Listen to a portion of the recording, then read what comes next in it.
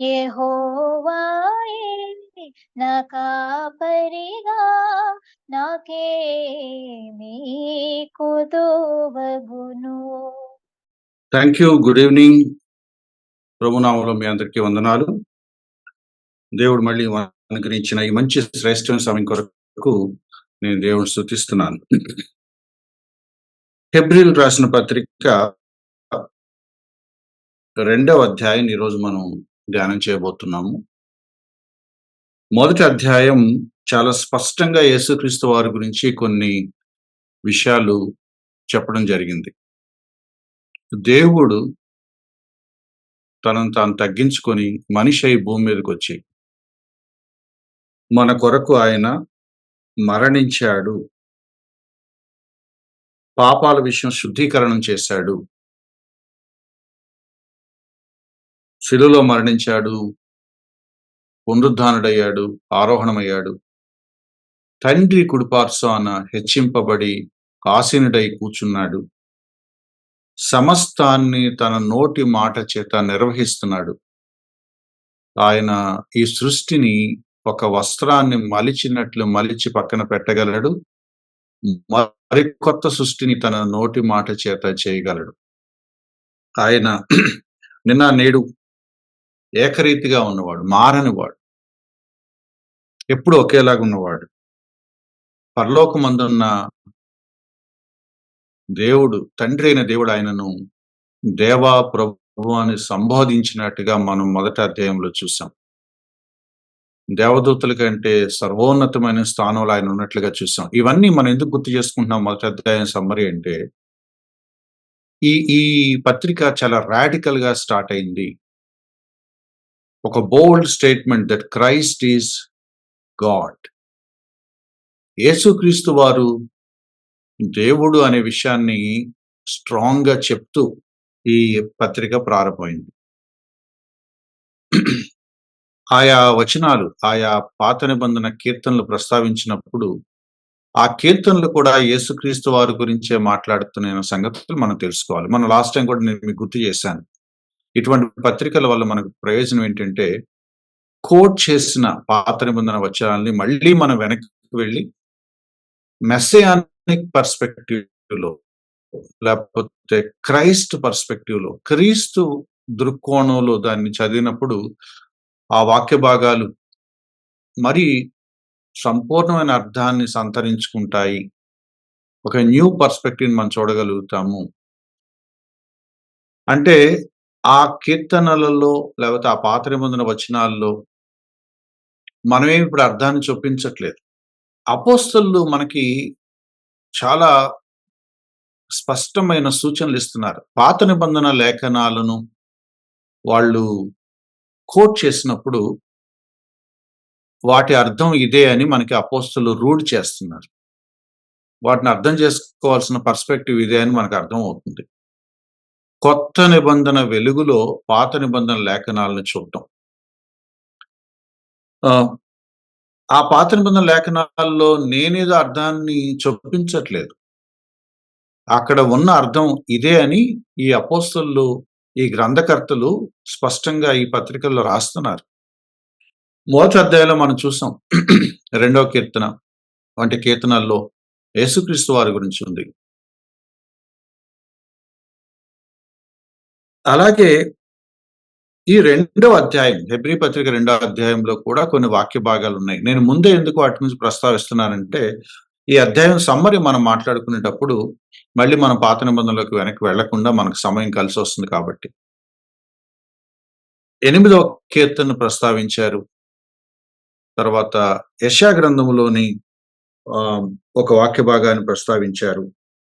అంటే కీర్తనలో ఒక వాక్య భాగాన్ని, యెషయా గ్రంథంలోని ఒక వాక్య భాగాన్ని ప్రస్తావించినప్పుడు మళ్ళీ మనం వెనక్కి వెళ్ళి ఆ వాక్య భాగాలు చూసేటప్పుడు ఈ వాక్య భాగాలు యేసుక్రీస్తు వారిని సూచిస్తున్నాయా అన్న ఉద్దేశంలో, ఆ దృక్కోణంలో మళ్ళీ మనం చదువుకున్నట్లయితే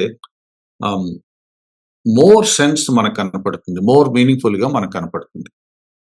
సో ప్రవచనాత్మకంగా కొన్ని వాక్య భాగాలు రాబోయే క్రీస్తు గురించి చెప్పబడ్డాయి అంటానికి ఇవన్నీ మనకు గుర్తులు.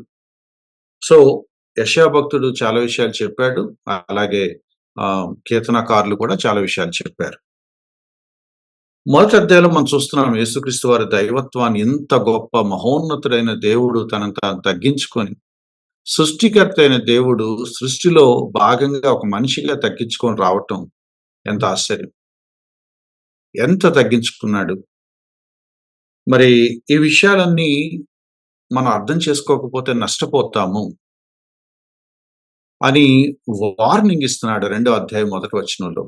మనం వినిన సంగతులను విడిచిపెట్టి, ఏవైతే యేసుక్రీస్తు వారి గురించిన మౌలికమైన ప్రాథమిక సంగతులు మనం నేర్చుకున్నామో, వాటిని మనం విడిచిపెట్టొద్దు. వాటిని మనం విడిచిపెట్టామా ప్రమాదంలో ఉంటాము. చాలా స్పష్టమైన మాట ఒకటుంది. వాటిని విడిచిపెడితే కొట్టుకొని పోతామంట. దాని మూల భాషలో ఒక సముద్రంలో పడవ కొట్టుకుపోయినట్లు. పడవ కంట్రోల్ తప్పి ఇక అది ఆ పడవ కొట్టుకుపోతే ఏ తీరానికి చేరుతదో తెలీదు. ఎటువంటి నష్టానికి గురవుతదో తెలీదు. ఎక్కడ బద్దలైపోద్దో మనకు తెలీదు. అటువంటి ఒక హెచ్చరిక చెప్తున్నాడు. మరి విశేషంగా జాగ్రత్త పడదాము. యేసుక్రీస్తు వారి గురించి లేఖనాలు చెప్తున్న మౌలికమైన సత్యాలు ఏవైతే ఉన్నాయో వాటిని విడిచిపెట్టొద్దు. వాటిని విడిచిపెట్టామా ఇక మనం ప్రవాహాన్ని కొట్టుకుపోయిన ఒక నావలాగా ఉంటాము. It's a serious warning.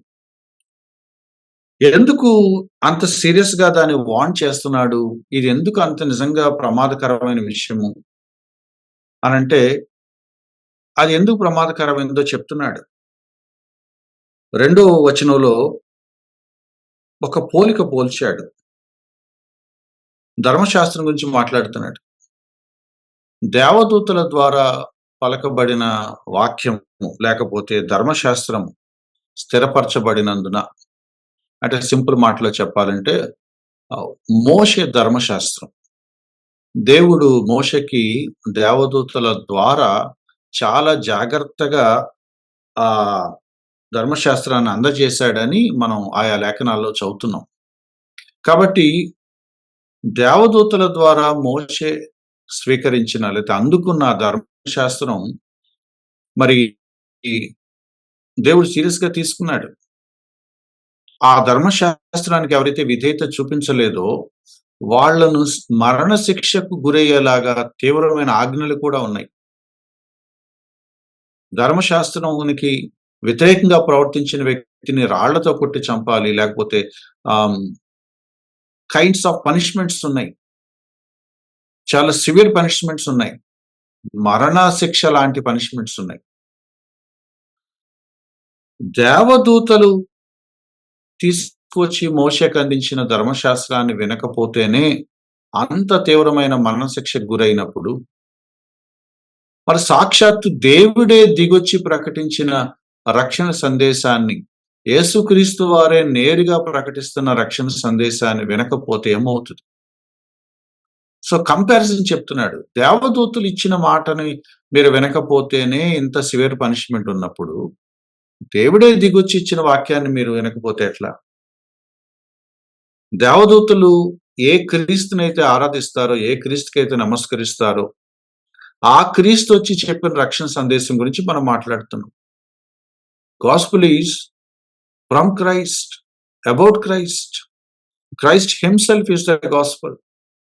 దేవదూతలు ఇచ్చిన ధర్మశాస్త్రం వినకపోతేనే అంత సివియర్ పనిష్మెంట్ ఉన్నప్పుడు, దేవదూతలు నమస్కరించి ఎవరినైతే పరిశుద్ధుడు పరిశుద్ధుడు అని ఆరాధిస్తారో ఆయనే ఈ భూమి మీదకి వచ్చి చెప్పిన రక్షణ సందేశాన్ని వినకపోతే ఎట్లా?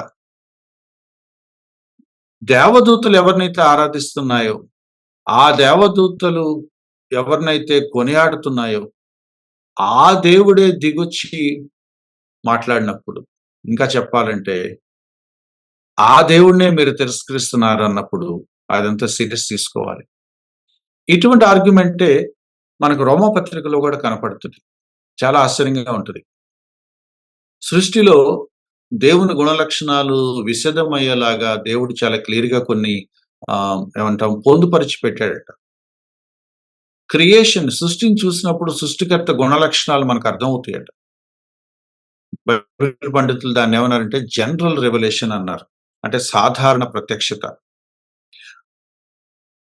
తెలియశక్యమైన వాటిని దేవుడు కొన్ని సృష్టిలో పొందుపరిచాడట. 19వ కీర్తనలో గూడా మనం చూస్తాం. ఆకాశములు దేవుని మహిమను వివరిస్తున్నాయి. మీరు కనుక సృష్టి వైపు చూడగలిగితే, కొంచెం ఆలోచించగలిగితే ఇదంతా ఎవరు చేశార్రా అని గనక మీరు అవలోకనం చేసుకోగలిగితే, and you have to accept that a creator is behind all this. ఒక సృష్టికర్త ఉన్నాడు. ఒక మహా జ్ఞాని దీన్ని చేశాడు. లేకపోతే ఎంత అద్భుతమైన సృష్టి కలగదు అని కామన్ సెన్స్‌ని బట్టి ఎవరైనా చెప్పొచ్చు. కామన్ సెన్స్‌ని బట్టి ఎవరైనా చెప్పొచ్చు. అయితే రోమపత్రికలో ఉన్న మాటేంటంటే, ఇంత క్లియర్‌గా సృష్టిలో సృష్టికర్త ఉన్నాడు అని విశదపరిచినప్పుడు, ఆ సృష్టికర్తను మనుషులు ఒప్పుకోకుండా, ఈ సృష్టిని దేవుడు చేయలేదు, అది తనంతట తనే కలిగింది అని వితండవాదం చేసి, తమ మూఢత్వాన్ని జ్ఞానంగా చెప్పుకునే ప్రయత్నం చేసినప్పుడు, దేవుడు దాన్ని సీరియస్‌గా తీసుకుంటాడట. రోమాపత్రిక మొదటి అధ్యాయంలో రాయబడిన మాట ఏంటంటే, దేవుని ఉగ్రత పరలోకం నుండి వాళ్ళ మీదకొస్తుంది. ఎందుకంటే వాళ్ళు ఆ సత్యాన్ని అడ్డగిస్తున్నారు. దేవుని కోపం వాళ్ళ మీదకొస్తుంది. ఎందుకంటే స్పష్టంగా ఉన్న ఒక సత్యాన్ని వాళ్ళు ఒప్పుకోవటానికి వాళ్ళు రెడీగా లేరు. అక్కడ రాయబడిన ఇంకో మాట ఏంటంటే రోమపత్రిక మొదటి అధ్యాయంలో, వారు నిరుత్తరులై ఉన్నారు. They have no excuse. వాళ్ళు ఎటువంటి సాకు, సంజాయిషి, సమర్థన చేయటానికి వీలు లేని కండిషన్‌లోకి వాళ్ళు వెళ్ళిపోయారు. మేము నీ యందు విశ్వాసం ఎందుకు ఉంచలేదంటే అనే మాట వాళ్ళకి ఎప్పటికీ దొరకదు అవకాశం. ఎందుకంటే సృష్టిలో పొందుపరిచిన ఇన్ఫర్మేషన్‌ని వాళ్ళు నమ్మలేదు. మరి ఇక వారు నిరుత్తరులయ్యారు. రేపెప్పుడైనా దేవుడి ముందు నిలబడినప్పుడు మాకెవరు చెప్పలేదు యేసుక్రీస్తు వారి గురించి అనంటే, ఈ జనరల్ రెవల్యూషన్ ఆధారంగా దేవుడు ఏమంటాడంటే, you have no excuse. You have no excuse. ఇంత స్పష్టంగా ఈ సృష్టి ద్వారా నేను అనేక విషయాలు మీకు కమ్యూనికేట్ చేశాను. But you are not ready to accept it. సాధారణ ప్రత్యక్షతనే నమ్మనప్పుడు మీరు నిరుత్తరులై ఉన్నారు. మీకు అవకాశం లేదు.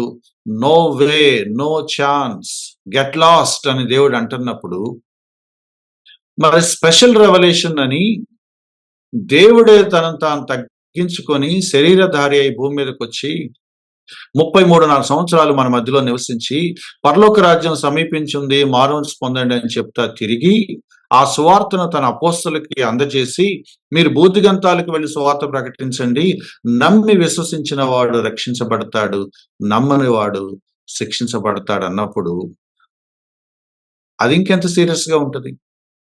సాధారణ ప్రత్యక్షత సృష్టిలో వెల్లడైన సంగతులను నమ్మనప్పుడే నిరుత్తరులై ఉన్నారు అని దేవుడు అన్నప్పుడు, మరి తన కుమారుడు, తన అద్వితీయ కుమారుడు భూమి మీదకొచ్చి ప్రకటించిన సువార్తను ఈ మనుషులు నమ్మకపోతే, how much more serious will it be? కాబట్టి నిర్లక్ష్యం చేయొద్దు. నిర్లక్ష్యం చేయొద్దు. మీకు 2 కంపారిజన్స్ చెప్పా నేను. రోమా పత్రికలో ఉన్న కంపారిజను, హెబ్రీ పత్రిక 2వ అధ్యాయంలో ఉన్న కంపారిజను. సాధారణ ప్రత్యక్షతకే మీకు తప్పించుకోలేరు అన్నప్పుడు, యేసుక్రీస్తు వారి మాటలు వినకపోతే వచ్చే పర్యవసానాలు ఎంత దారుణంగా ఉంటాయి. దేవదూతలు ఇచ్చిన ధర్మశాస్త్రానికే ఇంత కఠినమైన శిక్షలు ఉన్నప్పుడు మాట వినకపోతే, దేవుడు మాట, యేసుక్రీస్తు వారి మాట విననందుకు మరింత తీవ్రమైన పర్యవసానాలు ఉంటాయి. అందుకంటున్నాడు 3వ వచనంలో, ఇంత గొప్ప రక్షణను మీరు ఎలా నిర్లక్ష్యం చేస్తారు? ఇంత గొప్ప రక్షణను నిర్లక్ష్యం చేసిన యెడల ఎలా తప్పించుకుంటామని మీరు అనుకుంటున్నారు? How can you escape? How can you escape?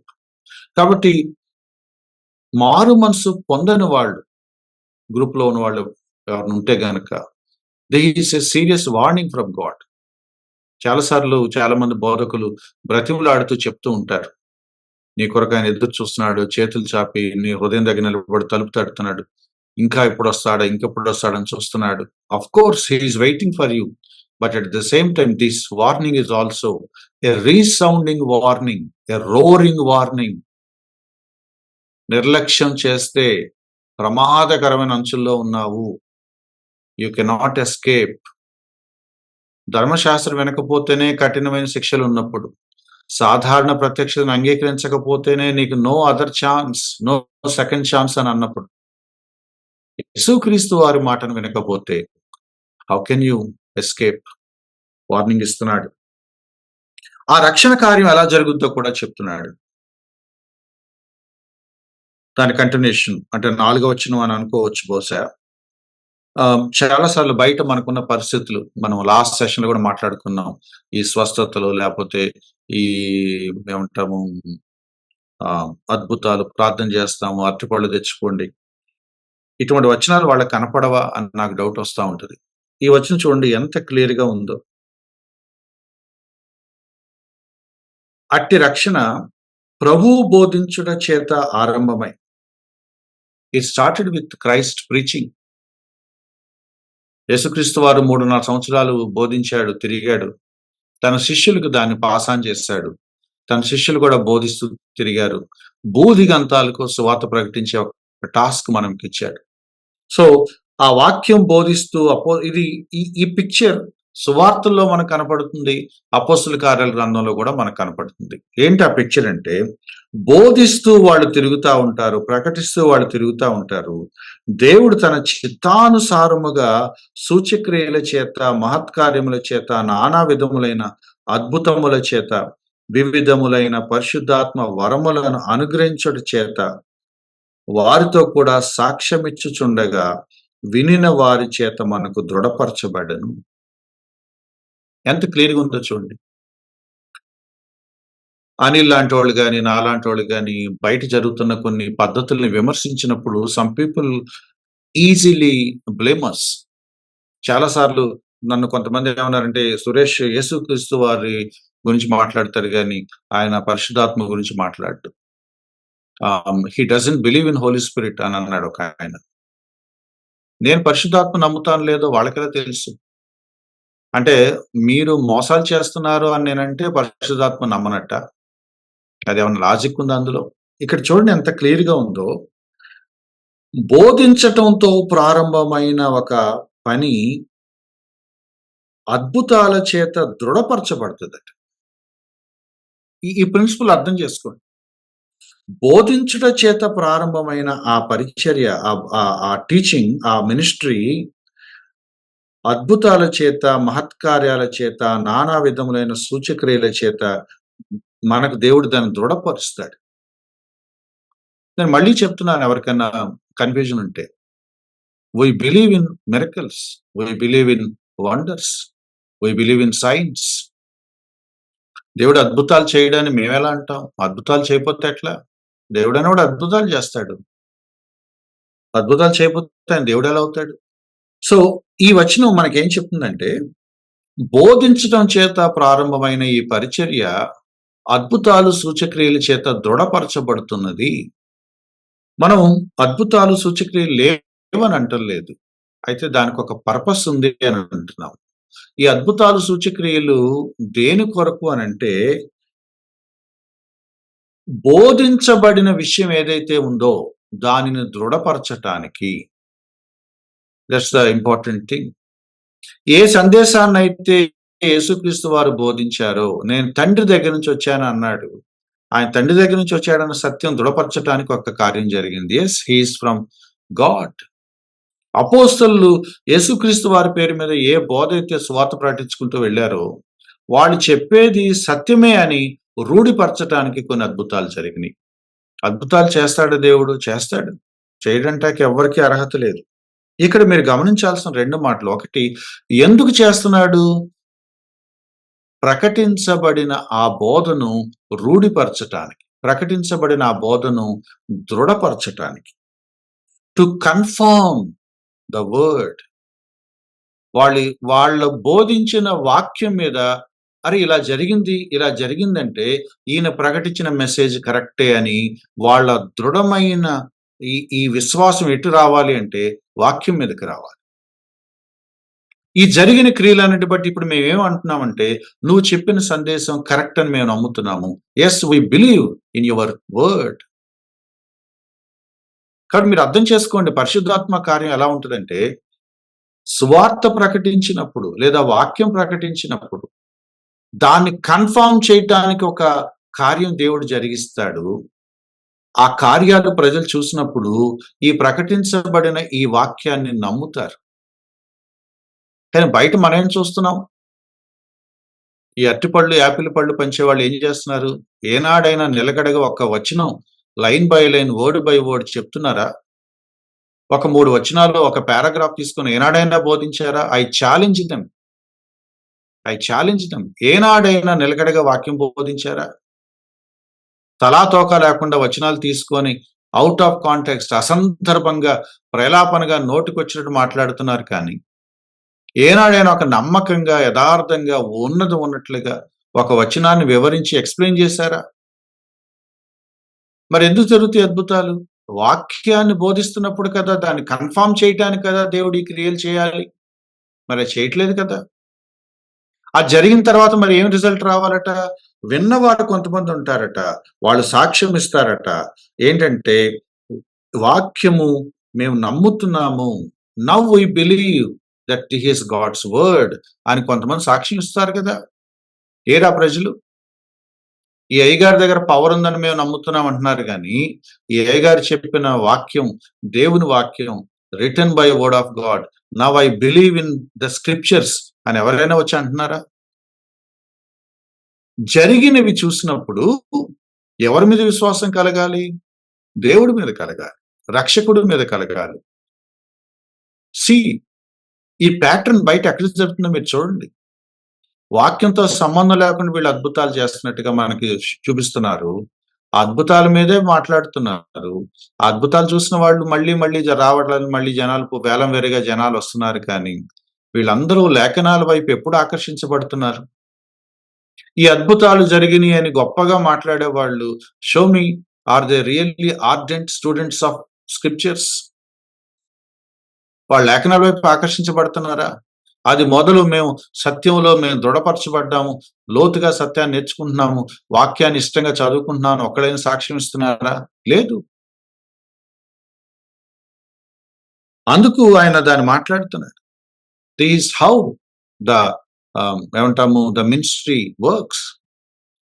బోధించబడిన వాక్యాన్ని దేవుడు దృఢపరుస్తాడు. కొంతమంది చాలా మందితో పాటు వాళ్ళు జాయిన్ అయ్యి టెస్టిఫై చేస్తారు. సో ప్రాసెస్ చూడండి. యేసుక్రీస్తు వారు రక్షణ సందేశాన్ని ప్రకటించాడు. సూచక్రియలతో దేవుడు దాన్ని కన్ఫర్మ్ చేశాడు. చూసిన వాళ్ళు అనేకులు ఆ రక్షణ సందేశాన్ని స్వీకరించారు, సాక్ష్యం ఇచ్చారు. అపోస్తలులు చాలా చోట్ల సువార్త ప్రకటిస్తూ తిరిగారు. దేవుడు దాన్ని కన్ఫర్మ్ చేస్తూ సూచక్రియలు, మహత్కార్యాలు జరిగించాడు. అపోస్తల కార్యాల్లో మనకు ఆ మాటలు కనపడతాయి. దేవుడు దాన్ని రూఢిపరిచాడు అని. కాబట్టి దేన్ని ఏది రూఢిపరచాలో మీరు ఆలోచించండి. ఈయన ఏదో ఒక అద్భుతం చేశాడని ప్రజలందరూ ఈయన్ని ప్రవక్తగానో, స్వస్థత వరం ఉన్న ఆయన గానో రూఢిపరిస్తే అది కాదు. అక్కడ రూఢిపరచబడాల్సింది దేవుని వాక్యం. వీటన్నిటి బట్టి నేనేం అర్థం చేసుకున్నానంటే, వీళ్ళు దేవుని చేత పంపబడిన ప్రజలు. వీరు ప్రకటిస్తున్నది సత్య లేఖనం అని ప్రజలు గ్రహించినప్పుడు, ఆ లేఖనానికి వాళ్ళు లోబడతారు.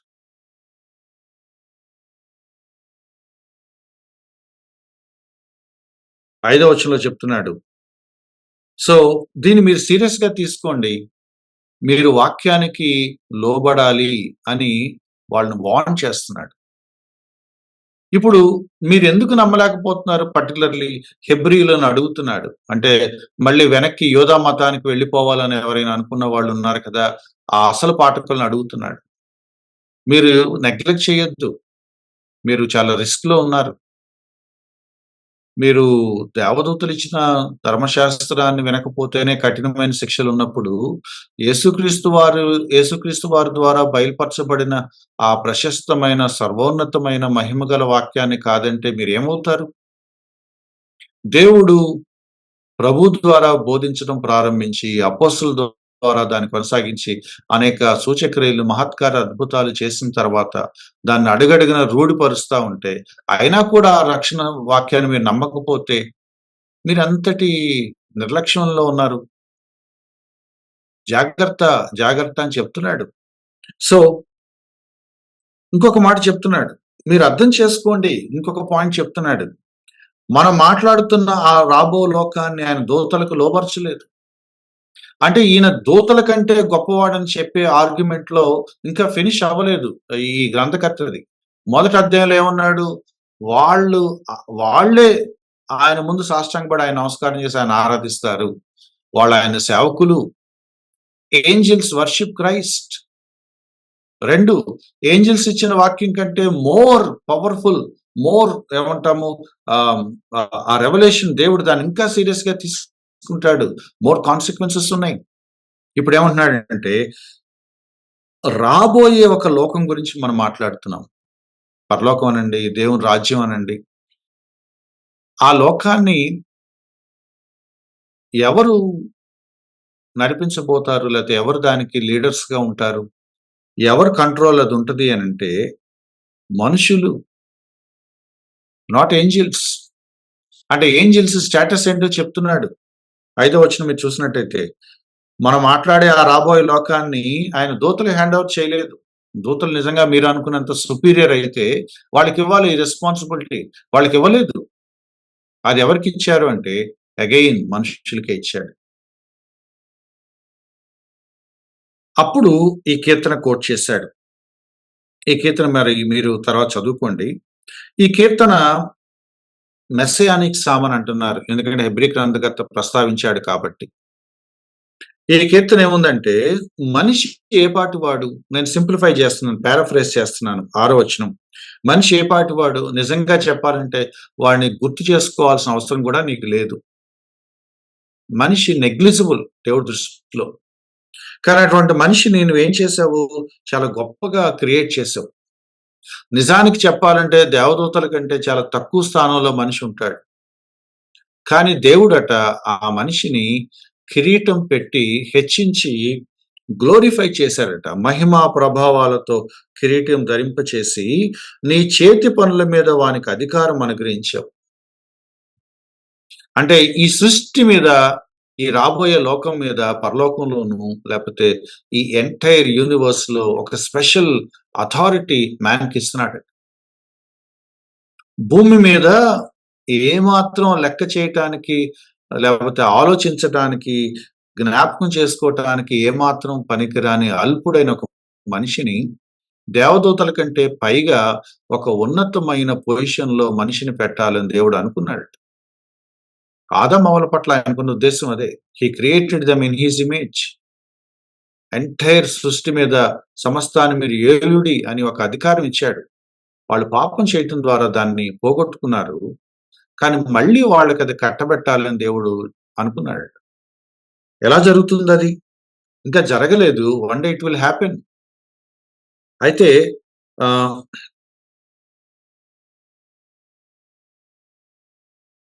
8వ వచనం నుంచి మీరు గనక చూడగలిగితే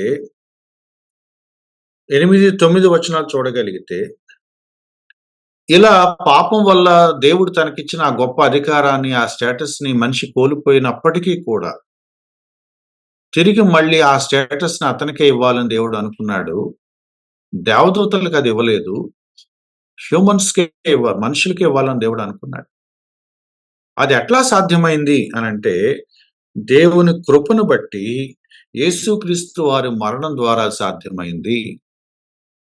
on behalf of all the human race, మనుషులందరి ప్రతినిధిగా యేసుక్రీస్తు వారు శిలువలో మరణించటం ద్వారా, మనుషుల ప్రతినిధిగా శిలువలో మరణించడం ద్వారా యేసుక్రీస్తు వారు ఇప్పుడు హెచ్చించబడ్డాడు కాబట్టి, సమస్తం ఇప్పుడు యేసుక్రీస్తు వారికి లోబర్చబడింది కాబట్టి, హియర్ ఆఫ్టర్ మనుషులందరి చేతికి కూడా అది వచ్చేస్తుంది.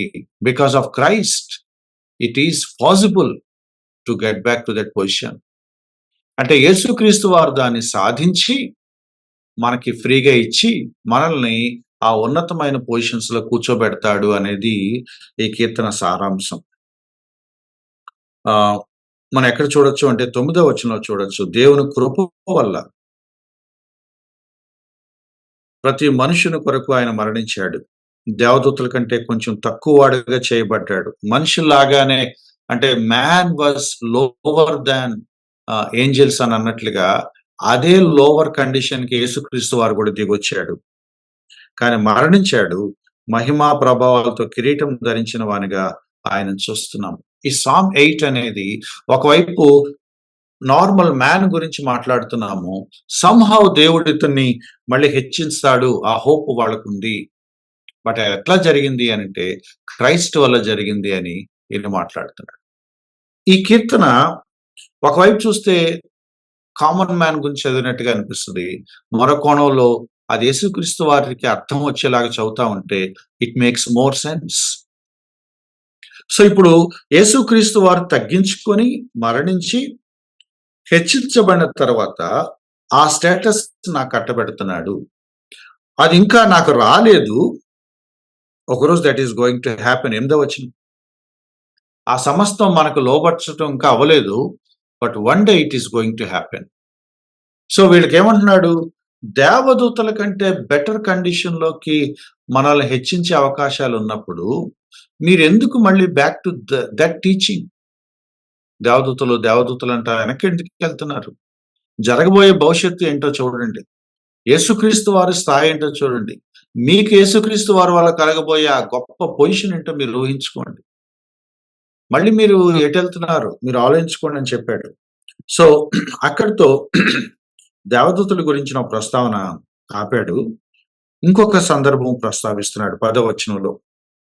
అదేంటంటే యేసుక్రీస్తు వారి మానవత్వం గురించిన కొన్ని విషయాలు మాట్లాడుతున్నాడు. ఈ అధ్యాయం మొదటి అధ్యాయం గాని, రెండో అధ్యాయం గాని పదే పదే చెప్తుంది ఏంటంటే ఆయన దేవుడు, ఆయన చాలా తగ్గించుకొని కిందకొచ్చాడు. He lowered himself, he humbled himself. అది మళ్ళీ మళ్ళీ గుర్తు చేస్తున్నాడు. ఇక్కడ మళ్ళీ ఏమంటున్నాడంటే ఎంతగా తగ్గించుకున్నాడో 10వ వచనం మాట్లాడుతున్నాడు. 11వ వచనంలో మాట్లాడుతున్నాడు. 10వ వచనం, 11వ వచనం, 12వ వచనం. 11, 12 కలిసి ఉన్నాయి. ఈ 2 లేక 3 వచనాలు ఏం చెప్తున్నాడంటే యేసుక్రీస్తు వారు రక్షణకర్త. కొన్ని అనువాదాల్లో విముక్తికర్త. ఒక ఇంగ్లీష్ అనువాదంలో నాకు నచ్చిన మాట pioneer of salvation. Pioneer of salvation అంటే ఈ రక్షణ కార్యానికి ముందు వెళ్ళి రంగం సిద్ధం చేశాడనమాట. పైనీర్ ఏం చేశాడు అంటే ఆయన దానంతటిని సాధించి అనేకులను కుమారులుగా చేస్తాడు. అనేకులైన కుమారులను మహిమకు తీసుకొస్తాడు. చూడండి ఆ ఇమేజ్ చూడండి. ఆయన రక్షణ అంతటిని అరేంజ్ చేసి బోళ్ళంత మందిని తీసుకొచ్చి తండ్రి ముందు నిలబెట్టి, తండ్రి వీళ్ళందరూ నేను రక్షించిన ప్రజలు, వీళ్ళు కూడా ఇట్లా అందాం, వీళ్ళు కూడా నీకు కుమారులే. అదే కదా మన యోహాను సువార్తలో చదువుతాం. తనని అందరూ అంగీకరించిరో తన నామమందు విశ్వాసం ఉంచే వారందరికీ ఆయన పిల్లలవుటకు ఆయన అధికారం అనుగ్రహించారు. అనేకులైన కుమారులను మహిమకు తీసుకొస్తాడట. నేను దేవుని కుమారును, నేను అద్వితీయ కుమారుడును. ఆ తండ్రికి నాకు ఒక అవినాభావ సంబంధం ఉంది. బట్ అది నేను విడిచిపెట్టకూడని ఆ మహిమ భాగ్యాలను పక్కన పెట్టి నేను కిందకొచ్చి తగ్గించుకొని సిలువలో మరణించి ఆ రక్షణను సార్థకం చేసి సాధించి రక్షణ కార్యాన్ని సంపూర్తి చేసి విశ్వాసం ఉంచిన వాళ్ళందరినీ ఆయన కుమారులుగా చేసి ఒకరోజు ఈ కుమారులందరినీ మహిమలో తండ్రి ఎదుట నిలబెడతాడు. ఎవరు వీరంతా? ఇదిగో వీరంతా నీ కుమారులు. వీరంతా నీ కుమారులు అన్నప్పుడు మరొక అర్థం ధ్వనిస్తుందట. వీరందరూ నా సోదరులు. అక్కడున్న బ్యూటీ చూడండి. We have become children of God, sons of God. So we are also the brethren of Christ. అందుకు ఆయన మనల్ని ఏమని పిలుస్తాడంటే నా సహోదరులు అని పిలుస్తాడట. సహోదరులు అని పిలవటానికి ఆయన సిగ్గుపడలేదట. 11, 12 వచనాలు చెప్తున్నాయి. He is happy, he is so glad to call us his brethren. తండ్రి ఇదిగో నా సోదరులు అని చూపిస్తాడు. What a moment it would be. ఎంత గొప్ప గడియలు మనం భవిష్యత్తులో అనుభవించబోతున్నాం చూడండి. వన్ డే మనందరిని తండ్రి ముందు నిలబెట్టి ఆయన అనౌన్స్ చేయబోతాడు. తండ్రి, ఇదిగో వీరందరూ నా సోదరులు. These are my brethren. Therefore these are your children. అప్పుడు యెషయా గ్రంథంలోని వచనాలు ప్రస్తావిస్తున్నాడు. యెషయా గ్రంథంలో అక్కడ కూడా ఇదే మాట ఉంది. నీ నామాన్ని నా సహోదరులకు ప్రచురపరుస్తాను. సమాజం మధ్య నీ కీర్తిని గానం చేస్తాను. మేబీ యెషయా గ్రంథం 8వ అధ్యాయం అనుకుంటాను. మీరు తర్వాత చూడండి.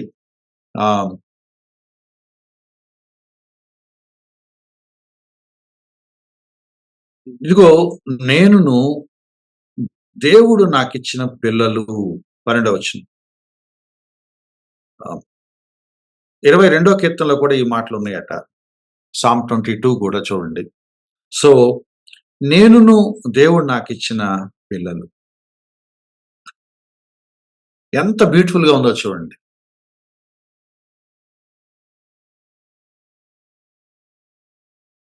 మై చిల్డ్రన్ అని ఒక పక్కన అంటాడు. మీరు దేవుని పిల్లలు అంటున్నాడు. మీరు నాకు సహోదరులు అంటున్నాడు. అంటే యేసుక్రీస్తు వారు మిమ్మల్ని రక్షణకర్త ఉండి మిమ్మల్ని రక్షించి మిమ్మల్ని పరలోకపు తండ్రికి కుమారులుగా చేసి మీరు నా సహోదరులు అని ప్రకటించిన తర్వాత మళ్ళీ బ్యాక్ టు జుడాయిజం అంటారేంట్రా మీరు అంటున్నాడు. ఆ తండ్రి మీకు వద్దా? ఆ రక్షణకర్త మీకు వద్దా? ఆ అన్న ఎవరైతే మిమ్మల్ని నా తమ్ముళ్ళు నా సోదరులు అన్నాడో ఆ అన్న మీకు వద్దా? దేవుడితో ఆ ఫ్యామిలీ లాంటి ఒక కుటుంబ సంబంధం, అవినాభావ అన్యోన్య సహవాసం, తండ్రి అని మొరపెట్టే ఒక స్వేచ్ఛ, చనువు, యేసుక్రీస్తు మా అన్న అనుకుంటూ అంతకంటే ఏముంటదండి మనిషికి దేవుడిచ్చే గొప్ప privilege. Sons of God and brethren of Christ. ఈ 2 టైటిల్స్ చాలవా నీకు నిత్యత్వం అంతా గర్వించటానికి? ఇటర్నిటీ అంతా ఈ 2 పేర్లు పెట్టుకొని ఎవడరా నువ్వు అంటే నేను ఎవరిని అనుకుంటున్నావు? బ్రదర్ ఆఫ్ క్రైస్ట్ అని తిరగటానికి చాలదా నీకు? అందుకంటున్నాడు ఇంత గొప్ప రక్షణ నిర్లక్ష్యం చేసి ఎక్కడికి వెళ్దామని మీరు? ఎవరోకి వెళ్దామని? దేవుని కుమారుడు, దేవుని యేసుక్రీస్తు వారి సోదరుడు, పరలోకం అనే ఒక ఫ్యామిలీ, ఒక ఇల్లు, అది వదిలేసి బ్యాక్ టు ఎక్కడికి వెళ్తున్నారు మీరు? స్ట్రిక్ట్ గా ధర్మశాస్త్రం పాటించాలి, బలు అర్పించాలి, తేడా వస్తే రాళ్ళేసి కొట్టేస్తారు. అదే దానికోసం వెళ్ళేది నువ్వు? అరే దేవుడు నిన్ను ఉగ్రత నుంచి రక్షించాడు. క్రీస్తు యేసునందున్న వారికి ఏ శిక్షా విధి లేదు. Now you are the children of God. Now you can call God father. Now Christ is your brother. ఎంతటి గొప్ప హెచ్చింపు, ఎంతకంటే గొప్ప ఆశీర్వాదం, ఎంతకంటే గొప్ప ఏమంటాము ఎగ్జాల్టేషన్ మనిషికి వస్తుందా? ఇప్పుడు మీరు ఆలోచించండి. ఆ కీర్తనని, ఈ అధ్యాయాన్ని, ఈ యెషయా భక్తుడు లేకపోతే 22వ కీర్తన చెప్పిన మాటలు, నరపుత్రుని దర్శించడానికి వాడు ఏం పాటి వాడు జ్ఞాపకం చేసుకుని వాడు ఏం మనిషి, వాడు నీటి బుడగ, వాడు పురుగు, వాడు మట్టి, వాడు కనపడతాడు మళ్ళీ మాయమైపోతాడు. ఇటు వీస్తాడు అటు వెళ్ళిపోతాడు. గాలి లాంటోడు, నీటి బుడగ లాంటోడు. యోబు గ్రంథంలో ఎక్కడ ఉంది? చేద నుండి నీరు ఒక బిందు జారి పడుద్దట బావిలో. దట్స్ ఇట్, స్టోరీ అయిపోయింది. ఆ కుంపటి పొయ్యి మీద నుంచి ఒక నిప్పుర ఎగిరి ఎక్కడో పడుద్దట. దట్స్ ఇట్, లైఫ్ అయిపోయింది. అటువంటి తృణప్రాయమైన క్షణికమైన ఒక మనిషిని ఆయన రక్షించి విమోచించి తన కుమారుడిగా చేసుకొని దేవదూతల కంటే పైన ఒక కండిషన్ లో పెట్టి సమస్తాన్ని ఇదంతా మీరు చూసుకోండిరా అని ఒక బాధ్యత అప్పచెప్పి మీరు దేవుని పిల్లలు, మీరు నా సోదరులు అని యేసుక్రీస్తు వారు అంటా ఉంటే ఇవేం మాకొద్దు, మేము వెళ్ళి మళ్ళీ బలర్పించుకుంటాం, మళ్ళీ సున్నతి చేయించుకుంటామంటే what people are you? What people are you? ఇంకొక అడుగు ముందుకెళ్ళి అంటున్నాడు, వాళ్ళకి అర్థం కావట్లేదు సాల్వేషన్ అంటే ఏంటో, యేసుక్రీస్తు వారు ఏం చేశారో వాళ్ళకి అర్థం కావట్లేదు. ఇంకొక అడుగు ముందుకెళ్ళి చెప్తున్నాడు 13వ వచనంలో, రక్త మాంసాలు కలిగిన వాడయ్యాడట ఆయన. ఇంకొక బ్యూటిఫుల్ మాట ఉంది, మరణం యొక్క బలం గలవాడు అంటే ఎవరు? అపవాదిని మరణం ద్వారా నశింపు చేయుటకు. నాకు చాలా కాలం ఈ వచనం అర్థం కాలేదు. బహుశా జాన్ పైపర్ గారనుకుంటా ఆయన దాన్ని వివరించాక నాకు అర్థమైంది.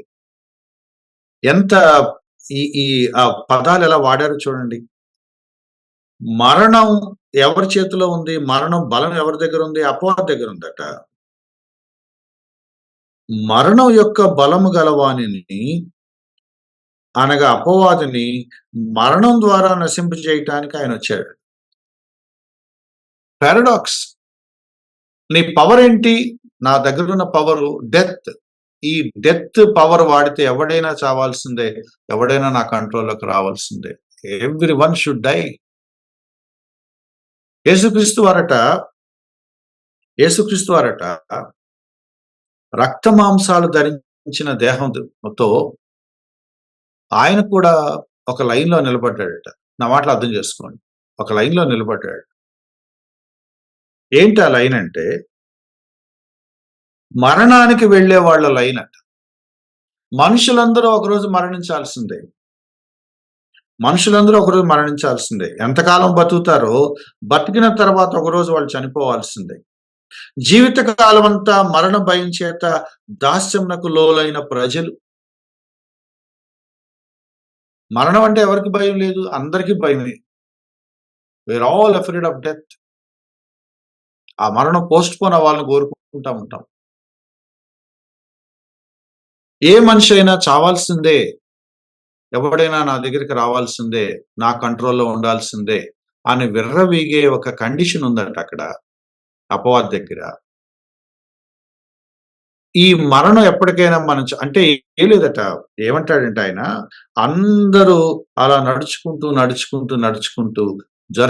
జరుపుకుంటూ మరణం దగ్గరికి చేరుకుంటాము. ఒకరోజు మరణిస్తాము. ఆ తర్వాత ఇంకేం లేదు. ఆ లైన్‌లో యేసుక్రీస్తు వారు కూడా మెల్లగా నడిచినాడట. అపవాది ఏమనుకుంటాడంటే, యెస్, ఈయన కూడా రావాలి, ఈయన కూడా చనిపోవాలి. అయితే ఇక్కడ రాసిన మాట ఏంటంటే, ఆయన మరణం ఎందుకు స్వీకరించాడంటే, మరణించటానికి కాదు. ఆయన మరణించటానికి ఆ మరణాన్ని స్వీకరించలేదు. మరణం బలాన్ని నాశనం చేయటానికి ఆయన మరణించాడు. ఎంత పారాడాక్సో చూడండి. ఎంత ఆశ్చర్యంగా ఉందో చూడండి. మరణాన్ని నాశనం చేయటానికి ఆయన మరణించాడు. ఇంకెలా ఉంటదంటే అపోస్తల కార్యాల్లో చాలా బ్యూటిఫుల్ ఎక్స్‌ప్రెషన్ ఉంది. ఆయన మరణించాడట. మరణం బహుశా ఏమనుకుంటదంటే దొరికాడు నాకు అని మింగేసింది. అంటే నేను ఊరికే ఫిగరేటివ్‌గా చెప్తున్నాను. దొరికింది. కానీ తర్వాత ఇదేంట్రా బాబు, ఐ కెనాట్ హోల్డ్ హిమ్ అని అనుకుందట. మరణం ఆయనను పట్టి ఉంచటం అసాధ్యం. ఆయనను హోల్డ్ చేసి ఉంచటం అసాధ్యం. ఇంపాసిబుల్. ఆయన మరణించాడని మనం అనుకుంటున్నాం కానీ, ఆయన మరణించిన తర్వాత మళ్ళీ అలా పునరుద్ధానుడైపోయాడు. ఈయనను మనం ఆపలేం. Death cannot hold him. మరణం ఆయనను పట్టి ఆపలేదు. ఆయన పునరుద్ధానాన్ని ఎవరు నిరోధించలేరు. హి డైడ్. బట్ ఆయన ఓడిపోయినట్టు కాదు ఆయన మరణించినప్పుడు. ఆయన మరణించినప్పుడు మరణం బలం ఉన్నవాడిని నాశనం చేయటానికి. అందుకే థియాలజియన్స్ కొన్ని ఇంగ్లీష్‌లో కొన్ని పదాలు క్రియేటివ్‌గా ట్రై చేశారు. The day death died. The day death died. ఆయన చనిపోయినప్పుడు ఆయన చావలేదట. మరణం మరణించిందట. యేసుక్రీస్తు వారి మరణం వల్ల మరణం మరణించిందట. ఎంత విచిత్రంగా ఉంది చూడండి ఆ మాట. Death died through the death of Christ.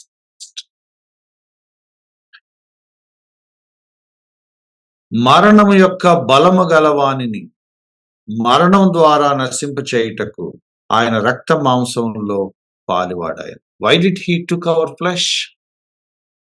To save us from death. Now Christian life లో ఉన్న బ్యూటీ ఏంటో తెలుసా మై డియర్ ఫ్రెండ్స్? ప్రభువుని అంగీకరించాక, రక్షణలో మీరు స్థిరపడుతున్న కొద్దీ, మీరు ఎదుగుతున్న కొద్దీ, ఆ నిశ్చయత మీకు కలిగినప్పుడు, ఆ హోప్ ఏంటో మీకు అర్థమైనప్పుడు, మీ భవిష్యత్ ఏంటో మీకు అర్థమవుతున్నప్పుడు, ఎటువంటి రక్షకుడి దగ్గరికి మీరు వచ్చారో మీకు అర్థమైనప్పుడు, మరణం మీకు భయం కలిగించదు. మరణం మీకు భయం కలిగించదు. మరణానికి మీరు భయపడరు. మరణం ఎక్కడో చదివాను నేను నా దేవుని నమ్ముకున్న తొలి దినాల్లో. డెత్ అంటే లోకం అంతా భయపడుతది. బట్ క్రిస్టియన్ భయపడడు. క్రిస్టియన్ భయపడ్డు. Death is a gateway to heaven ఎవరో అన్నారు. Death is the gateway to heaven. లోకమంతా మరణిస్తే ఏడుస్తా చచ్చిపోతా ఉంటారు. క్రైస్తవుడు అనుకుంటాడట, yes, this the gateway to heaven. పరలోకానికి వెళ్ళటానికి, దేవుడి దగ్గరికి వెళ్ళటానికి నాకు ఇదొక రాజమార్గం ఇది. బైబిల్ చాలా బ్యూటిఫుల్ గా డెత్ ని డిస్క్రైబ్ చేసింది. యేసుక్రీస్తు వారు దాన్ని ఎలా మార్చేశారంటే, మరణం అది మరణం కాదు, దాన్ని నిద్ర కింద మార్చేశాడు. We sleep and we open our eyes in heaven. ఇక్కడ కళ్ళు మూస్తాం, నిత్యత్వంలో కళ్ళు తెరుస్తాం. That's the Christian hope. And we never die again. And we never die again. That is ever lasting life. Bible చెప్తుంది నిత్య జీవం. నా యందు విశ్వాసం ఉంచువాడు ఎన్నడు చనిపోడు. జీవితం అంతా మరణ భయం చేత భయం భయంగా, క్షణక్షణం భయం భయం చేత ఎప్పుడు ఏమవుతుందో అని కొంతమందికి నిద్ర పట్టదు తెలుసా? కొంతమంది మరణ భయం ఏ స్థాయిలో ఉంటుందంటే, ఫ్యాన్ తిరిగి వచ్చి మీద పడిపోద్దా, కిటికీలు గిడగల కొట్టి ఊడి మీద పడతాయా, పావులు వచ్చి కాటేస్తాయా, ఈ నైట్ ఎవరిని వచ్చి నన్ను చంపేస్తాడా, స్విచ్ చేయటానికి భయం, స్విచ్ చేస్తే షాక్ కొట్టుద్దా, స్టవ్ వెలిగించడానికి భయం, స్టవ్ వెలిగిస్తే తగలబడిపోతానా, మిస్టేక్ జరుగుద్దా, బైక్ ఎక్కడానికి భయం, యాక్సిడెంట్ అవుద్దా. ఎవ్రీ సెకండ్, ఎవ్రీ మినిట్ మరణ భయం చేత ఒక బాండేజ్ లో ఉన్నారు వాళ్ళు. దాస్యానికి లోనయ్యారు, భయం భయంగా తిరుగుతూ ఉంటారు. బట్ న్యూ టెస్టమెంట్ చెప్తుంది, లూకాసు వార్త చెప్తుంది, జీవిత కాలం అంతా మరణ భయం నుంచి దేవుడు మనల్ని విడిపించేస్తాడు. We never fear death. యేసుక్రీస్తు వారు మనలాగా రక్త మాంసాలు కలిగిన వాడయ్యాడు. రక్త మాంసాలు కలిగిన మనుషుల్లో పాలివాడయ్యాడు. He became one among us. ఎందుకు అనంటే, మరణ భయంతో నశించిపోయి, మరణ భయం అనే దాస్యం చేత అల్లాడిపోతున్న మానవాళిని రక్షించటానికి ఆయన భూమి మీదకి వచ్చాడు. ఇందులో ఉన్న పారాడాక్స్ చూడండి. ఆయన ఎప్పుడైతే శరీరం ధరించాడో, ఆయన ఎప్పుడైతే రక్త మాంసాలు ధరించి మనలాంటి వాడయ్యాడో, ఆయన కూడా మనలాగా మరణాన్ని చవి చూడాల్సిన సందర్భం ఏర్పడింది. ఆయన కూడా మనలాగా మరణాన్ని రుచి చూడాల్సిన సందర్భం ఏర్పడింది. ఆయన మరణించింది మనలాగా పాపాలకు చేసిన వారు మరణించాలి, పాపాల జీతం మరణం కాబట్టి, ఆయన కూడా పాపం చేశాడు కాబట్టి ఆయన కూడా మరణించ తప్పదు అనే సూత్రం అక్కడ లేదు. ఆయన పరిశుద్ధుడు, పరిపూర్ణుడు, ఆయన ఏ పాపం చేయలేదు, ఆయన మరణించాల్సిన అవసరం లేదు. కానీ ఆయన మరణాన్ని స్వీకరించాడు. ఆయన మరణాన్ని స్వీకరించటం దగ్గర ఉన్న ఒకే ఒక పర్పస్ ఏంటంటే, మరణం బలం కలిగిన అపవాదిని నాశనం చేయటానికి. To destroy the devil, to destroy the power of death through his own death. తన మరణం ద్వారా మరణ బలాన్ని, మరణ బలం కలిగిన అపవాదిని నాశనం చేయటం కోసం యేసుక్రీస్తు వారు ఆ మరణపు వరుసలో నిలబడ్డాడు. ఇది మనం చూస్తున్న మాట. Why did Christ took our flesh? To deliver us from death, to deliver us from the power of death, to deliver us from the devil, from Satan. మరి ఇప్పుడు ఈ యూదా మతం వైపు వెనక్కి వెళ్ళిపోతున్న ఈ యూదులు ఏం ఆలోచించాలి? ఏం ఆలోచించాలి? ఎందుకు యేసుక్రీస్తు వారి దగ్గరికి వచ్చారు మీరు? ఇటర్నల్ డెత్ తప్పించుకుందామని కాదా? ఆ ఇటర్నల్ డెత్ కి కారణమైన పాపం నుంచి విడుదల పొందాలని కదా. దాన్ని హోల్డ్ పెట్టుకొని మనుషుల జీవితాలతో ఇష్టారాజ్యంగా వాడుకొని నాశనం చేస్తున్న అపవాదిని నుంచి విడుదల పొందటం కోసం కాదా? దీనంతటిని మీకు నేను సాధ్యం చేసి ఇచ్చాను. Now you are free. Now you need not fear death. Now you can live eternally, ever lasting life నేను మీకు ఇస్తున్నాను అన్నప్పుడు, ఈయన కదా మనకు కావాల్సిందని, ఇక్కడ కదా నువ్వు రావాల్సింది. జీవితకాలం అంతా మరణ భయం చేత స్ట్రగుల్ అవుతున్న ప్రజలకు అసలు మరణం అనే భయమే లేకుండా చేసే రక్షకుడిని వదిలేసి మళ్ళీ మరణ భయం వైపు వెళ్తారా మీరు? మళ్ళీ మరణాన్ని కోరుకుంటారా? ధర్మశాస్త్ర క్రియల ద్వారా ఎవ్వడు నీతిమంతుడిగా తీర్చబడ్డాడు అని అంటున్నప్పుడు మళ్ళీ బ్యాక్ టు జుడాయిజం ఎట్లా సాధ్యం? ఎందుకు కోరుకుంటున్నారు?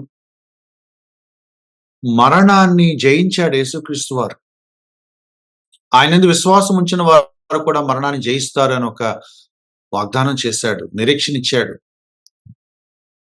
మరణం ఒక తేలుతో పోల్చారట. ఆ తేలుకి ఆ కొండెంకి ఒక చిన్న ముళ్ళులాగా ఏమంటాము, కొండి ఒక స్ట్రింగ్ ఉంటది, ముళ్ళు కోర అని అనుకోండి పోని. ఈ ముందున్న రెండు ఆ హ్యాండ్స్ తో గట్టిగా పట్టుకొని ఆ వెనక తోకతో కాటేసి ఆ విషయాన్ని మన లోపల చొప్పిస్తుంది తేలు తన కొండెంతో. బైబిల్ పండితులు లేకపోతే ఈ అపోస్తలు లేకపోతే హోషేయ గ్రంథంలో కానీ లేకపోతే కొత్త నిబంధనలో కానీ దీన్ని వాడినప్పుడు ఆ కొండెని యేసుక్రీస్తు వారు కట్ చేశారు అని అన్నారట. మరణమాన్ని ముళ్ళు అన్నప్పుడు కొండెం అని అర్థం, స్టింగ్ అని అర్థం. ఆ తేలు తోకకున్న ఆ కొండని ఆయన కట్ చేశాడు. ఆయన కట్ చేసినప్పుడు అది ఇప్పుడు వచ్చి నిన్ను కాటేస్తుంది, కానీ ఆ కాటేయటం వల్ల ఉపయోగం ఉండదు. పుట్టిన దాని తోకని ఇట్లా అంటూ ఉంటుంది అంతే. అప్పుడు చిన్నపిల్లలు ఆడుతూ ఉంటారు, చెయ్యి ముందు చాపుతారు కొట్టమని, వాడు కొట్టేలోపు వీడు చెయ్యి వెనక్కి తీసుకొని నాకు తగలలేదుగా అంటాడు, ఒక ఆట తప్పించుకున్నట్లుగా. అలాగే మనం కూడా ఒకరోజు ఈ మరణం అనే తేలు ముందు నిలబడి చేయి చాపి ఏది నన్ను కాటేయి చూద్దాం అని అంటాం. ఎందుకంటే ఆ మరణపు కాటు మన మీద పని చేయదని మనకు అర్థమైపోయింది. యేసుక్రీస్తు వారు తన మరణంతో ఆ మరణపు కొండెని కట్ చేసేసాడు. ఇప్పుడు అది ఒట్టి నామకే వాస్తే తేలు మనల్ని పట్టుకుంటది, కానీ మనల్ని అది కాటేయలేదు. అందుకు మనం పాడతామట. ఒకరోజు మనం అందరము ఈ పాట పాడతాం.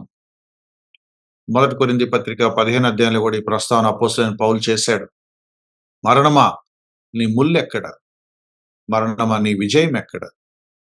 నువ్వు నన్ను కాటేశావు, నేను చచ్చిపోయాను నువ్వు అనుకున్నావు. But see now I live again. పునరుద్ధరణయ్యాను చూడు, నిలబడ్డాను చూడు, నాకేం అవ్వలేదు చూడు అని పాటలు పాడుతూ ఉంటాం. అసంఖ్యాకమైన విశ్వాసులు పోరెత్తిపోయేలాగా ఒక పాట పాడతారు భవిష్యత్తులో, మరణమా నీ ముల్లెక్కడ, మరణమా నీ ముల్లెక్కడ. ఇంత గొప్ప విజయాన్ని విశ్వాసం ఉంచితే నేను ఇస్తానని యేసుక్రీస్తు వారు అంటా ఉంటే, ఆయనను వదిలేసి మళ్ళీ ఎక్కడికి వెళ్దాం అనుకుంటున్నారు మీరు? ఎక్కడికి వెళ్దాం అనుకుంటున్నారు? అందుకంటున్నాడు, ఏం చేస్తున్నారు మీకు అర్థమవుతుందా? మళ్ళీ 15 వచనం చెప్తున్నాడు, ఆయన ఎంత మాత్రము దేవదూత స్వభావం ధరించుకోలేదు. మీరు అనుకుంటున్నారు దేవదూతలు సుపీరియర్ అయితే ఆయన అంత గొప్ప ఏమంటాము ఇంపార్టెన్స్, సిగ్నిఫికెన్స్ దేవదూతలకు ఉందని మీరు అనుకుంటే, మరి ఆయన ఏమవ్వాలి? దేవదూతలాగా దిగి రావాలి. ఆయన అలా రాలేదు కదా, మనుషులాగా దిగొచ్చాడు కదా. కాబట్టి దేవుడు మనిషి అవ్వటంలో ఉన్న పర్పస్ మీరు అర్థం చేసుకోండి.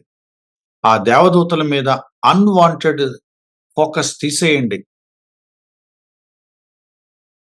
ఎందుకు యేసుక్రీస్తు వారు అలా చేశారో అర్థం చేసుకోండి అని చెప్తున్నాడు.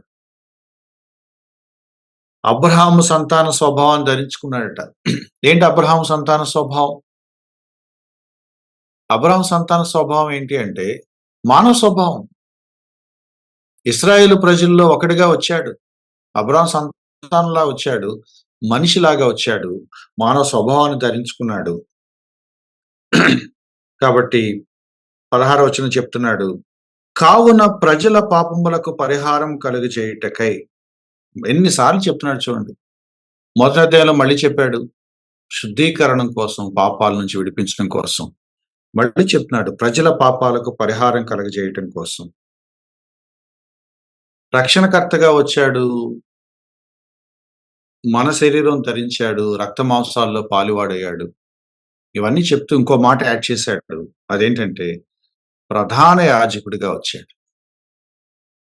ప్రధాన యాజకుడిగా వచ్చాడు. ఇది కూడా మీరు అర్థం చేసుకోండి అంటున్నాడు. ఇక్కడ ఇంకో మాట ఉంది. కనికరమును, నమ్మకమును గల ప్రధాన యాజకుడు. ఒక చిన్న ఎక్స్‌ప్లనేషన్ ఇచ్చి నేను దీన్ని సమ్‌అప్ చేస్తున్నాను. ప్రధాన యాజకుడు కూడా అంటే పాత నిబంధనలో ప్రధాన యాజకుడు కూడా మనలాంటి పాపే. ఆ ప్రధాన యాజకుడు తనను తాను చూసుకుంటూ ప్రజలను చూస్తా ఉంటాడు. మీరు ఊహించుకోండి, ప్రాక్టికల్‌గా మీరు అర్థం చేసుకోండి. నేను పాపం చేసినప్పుడల్లా ఒక గొర్రె పిల్లను, ఒక మేక పిల్లను పట్టుకొని ఈ ప్రత్యక్ష గుడారం దగ్గర, బలిపీఠం దగ్గరికి వస్తా ఉంటాను. తరచూ వస్తా ఉంటాను. ఏమనాలి ప్రధాన యాజకుడు? "ఏమయ్యా మళ్ళీ మళ్ళీ వస్తున్నావు, ఇక ఇంతేనా పని, ఇక మారవా" అనాలి. కానీ అలా అనేలోపు ప్రధాన యాజకుడు ఏమనుకుంటాడంటే, పాపం నా పరిస్థితి కూడా అంతే కదా! I am also a sinner. నేను సరిగా లేను. దేవుడేదో నన్ను ఈ పొజిషన్‌లో పెట్టాడు. వీళ్ళ తరపున నేను విజ్ఞాపన చేయటం, లేతే యాజకత్వం చేసే బాధ్యత దేవుడు నాకిచ్చాడు. నేను ఎలా ఎలా తిడతాను వీడిని నేను? నేను ఆ పాపమేంటో తెలియని వాడిలాగా, "ఏమయ్యా ఎన్ని సార్లు చేస్తావు" అని ఎట్లా అంటాను? I know what it is. కాబట్టి ప్రధాన యాజకుడట తనను తాను సముదాయించుకొని, "సరే రా, ఏం చేస్తాం రా" అంటాడట. "I understand you. I understand you. I know what it is" అని అంటాడట. అందుకు ఈ మాట వాడాడు. కనికరము కలిగిన, జాలి కలిగిన ప్రధాన యాజకుడు. కానీ ఇక్కడొక ప్రధాన యాజకుడు ఉన్నాడు. యేసుక్రీస్తు వారు. నేను పాపినే, నువ్వు పాపినే కాబట్టి నీ ప్రాబ్లమ్ నాది, నా ప్రాబ్లమ్ నాకు తెలుసులే, మనంతా ఒకటే. ఐ కెన్ అండర్‌స్టాండ్, నువ్వు రా అని అలా కాదట ఈయన. ఈయన ఏ పాపము లేనివాడు. పాపాలకు పరిహారం కలుగజేయటానికి వచ్చాడు గాని ఆయన ఏ పాపం ఎరగడు. ఆ అత్యంత పరిశుద్ధుడైన ఈ ప్రధాన యాజకుడు యేసుక్రీస్తు వారు ఏమంటారంటే, I know, I understand what it is. నేను నీలాగా రక్త మాంసాలు ధరించాను. నీలాగా నేను స్ట్రగుల్ అయ్యాను. నీలాగా నేను శోధనలకు గురయ్యాను. కానీ నేను పాపాలు చేయలేదు. కానీ ఆ శోధన ఏంటో నాకు తెలుసు కాబట్టి ఐ విల్ హెల్ప్ యూ. అందుకు లాస్ట్‌లో ఆ మాట అన్నాడు. అన్ని విషయముల్లో ఆయన తన సహోదరుల వంటివాడు. తాను శోధింపబడి శ్రమ పొందాడు. కాబట్టి శోధింపబడు వారికి సహాయం చేస్తాడు. పాత్రను ప్రధాన యాజకుడిలాగా సర్లే రా, ఏదో ఒకటి ఇచ్చేసి వెళ్ళిపో అని అనడాయన. ఈయన నిన్ను అర్థం చేసుకుంటాడు. ఆ పాత్రను ప్రధాన యాజకుడు బలహీనుడు. ఒక బలహీనుడు ఇంకో బలహీనుడిని మాట్లాడే పద్ధతి వేరు. ఇక్కడ ఒక బలవంతుడు వీటన్నిటిని దాటుకొని నిలబడినవాడు. నీకెలా హెల్ప్ చేయాలో నేను చెప్తాను రా అని అంటాడు. ఆ శోధనను తట్టుకొని నిలబడటానికి, జయించటానికి కావాల్సిన సహాయం నేను చేస్తాను. నీ ప్రాబ్లమ్ నాకు అర్థమైంది. నీ స్ట్రగుల్ ఏంటో నాకు తెలుసు. అదేంటో నాకు తెలుసు. But I will help you because I am there. నేను దాన్ని దాటుకొని నిలబడ్డాను. నేను పోరాడాను. శోధింపబడి శ్రమ పొందాను. చూడండి, మళ్ళీ I am going back to the context. యూదా మతానికి వెళ్ళిపోయే వాళ్ళని అడుగుతున్నాడు గ్రంథకర్త. మీకు ఏ ప్రధాన యాజకుడు కావాలి? పద్దాక వస్తున్నాడు, ఏం చేద్దాం కానీ అనే ప్రధాన యాజకుడు కావాలా? దీన్ని నేను ఎలా ఓవర్‌కమ్ చేయాలో నేను చెప్తాను, నువ్వు రా అని ప్రధాన యాజకుడు కావాలి. టేక్ ఇట్ ఫర్ గ్రాంటెడ్‌గా తీసుకొని, లీనియన్స్‌గా తీసుకొని వెళ్ళిపోయే బలి వైపు వెళ్తావా? ఇక మీదట పాపం చేయొద్దు అని చెప్తూనే నిన్ను నేను అర్థం చేసుకున్నానని ఆదరించగలిగే ఒక రక్షకుడు నీకు కావాలా? వ్యభిచారమందు పట్టబడిన స్త్రీని ఏమన్నాడు ఆయన? అమ్మా, ఎవరు శిక్షించలేదా? నేను కూడా శిక్షించను. నేను కూడా శిక్షించను. Go and sin no more. నేను హెల్ప్ చేస్తా నీకు. నేను బలపరుస్తాను. నువ్వు మళ్ళీ పడిపోకుండా, తొట్టిల్లకుండా ఉండగలిగే హెల్ప్ చేస్తాను. I know what it is. At the same time I understand you. And at the same time I am not going to punish you. ఈ ప్రధాన యాజకుడు మనల్ని గద్దించడు. మనల్ని అర్థం చేసుకుంటాడు. మనల్ని సరిచేస్తాడు. శోధనలను తట్టుకొని నిలబడగలిగేలాగా సహాయం చేయగలిగిన వాడై ఉన్నాడు. He helps us in our temptations. ఈ ప్రధాన యాజకుడిని వద్దని మీరు ఎక్కడికెళ్తారు? ఏం చేస్తారెళ్లి? అంటే ఏమడుగుతున్నాడో తెలుసా? ఏ జీవితాన్ని కోరుకుంటున్నారు మీరు? ఏ జీవితాన్ని కోరుకుంటున్నారు? దేవుడు హెచ్చిస్తే సమస్తం పైన ఒక మంచి పొజిషన్‌లో ఉండి అధికారాన్ని, దేవుడు ప్రామిస్ చేసిన అధికారాన్ని, దేవుడు మనుషుల్ని ఏ స్థాయికి హెచ్చించాలనుకుంటున్నాడో ఆ గ్లోరియస్ ప్లేస్‌కి వెళ్ళాలనే ఒక ప్లేస్ మీకొద్దా? దేవుని కుమారులుగా, యేసుక్రీస్తు వారి సోదరులుగా జీవించాలనే ఆశ మీకు లేదా? మరణ భయం లేకుండా యథేచ్ఛగా బ్రతుకుతూ నిత్య జీవం కోసం ఎదురు చూసే ఆ హోప్ మీకొద్దా? మరణమా నీ ముల్లెక్కడ అనుకుంటూ తిరగగలిగే ఒక నిశ్చయత కలిగిన క్రిస్టియన్ లైఫ్ నీకొద్దా? శోధన కలిగినప్పుడు it's okay, but I have a great high priest in heaven. ఏం పర్లేదు, ఆయన నన్ను నిలబెడతాడు, నన్ను సరిచేస్తాడు, నాతో మాట్లాడతాడు, నన్ను అర్థం చేసుకుంటాడు, నన్ను శిక్షించడు. మోరోవర్ నన్ను బలపరిచి దాన్ని జయించగలిగే శక్తి నాకు ఇస్తాడు. ఇది నేను మళ్ళీ మళ్ళీ చేసే పరిస్థితి ఇక రాదు అనే ఒక నిశ్చయత నీకొద్దా? ఎంత గొప్ప రక్షకుని వదిలేసి, ఎంత గొప్ప రక్షణను వదిలేసి మీరు ఏమవుదాం అనుకుంటున్నారు? ఏమవుదాం అనుకుంటున్నారు? See who is Christ in this chapter and see what we are in this chapter. యేసుక్రీస్తు ఎటువంటి వాడో ఈ అధ్యాయం చెప్తుంది. మనం ఎటువంటి వాళ్ళమో ఈ అధ్యాయం చెప్తుంది. అంటే ఏమవ్వబోతున్నాం, మన భవిష్యత్తు ఏంటి ఈ అధ్యాయం చెప్పబోతుంది. ఇంకేం కావాలి? ఆయన మన కోసం ఏం చేశాడో ఈ అధ్యాయం చెప్తుంది. ఏమయ్యాడో ఈ అధ్యాయం చెప్తుంది. మనమేమయ్యామో, ఎంత హెచ్చించబడ్డామో ఈ అధ్యాయం చెప్తుంది. ఆయన ఎంత తగ్గించుకున్నాడో ఈ అధ్యాయం చెప్తుంది. మనం ఎంత హెచ్చించబడుతున్నామో ఈ అధ్యాయం చెప్తుంది. ఆయన ఎంత స్ట్రగుల్ అయ్యాడో ఈ అధ్యాయం చెప్తుంది.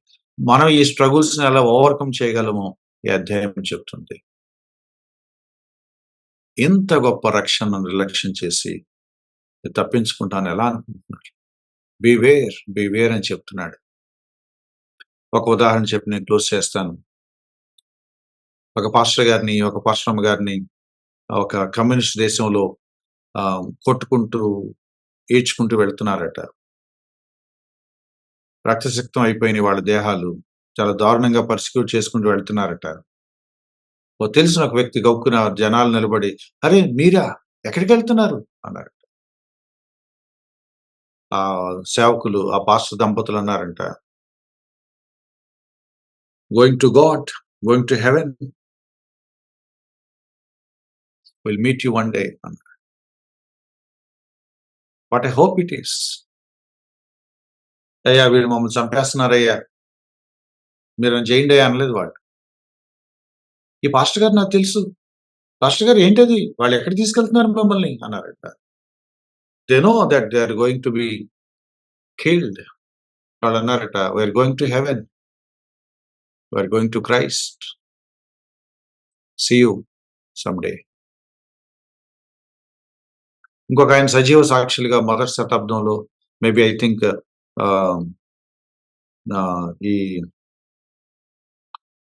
15th సెంచరీ, 14th సెంచరీ కాలంలో హతసాక్షులు చాలా మంది చనిపోయిన కాలంలో, ఈ ప్రొటెస్టెంట్ క్యాథలిక్ల మధ్య గొడవలు జరిగిన కాలంలో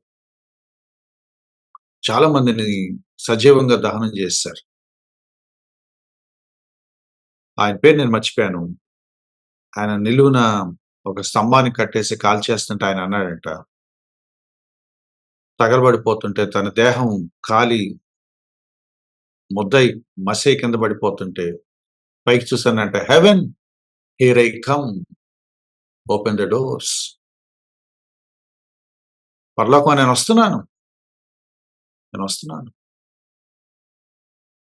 హియర్ ఐ కమ్. ఎవరంటారు? ఎవరికుంటది ఈ విశ్వాసం? ఎవరికుంటది నిరీక్షణ? ఎవరికుంటది ఈ విశ్వాసం? ఎవరికుంటది నిశ్చయత? When I die, I will be with Christ.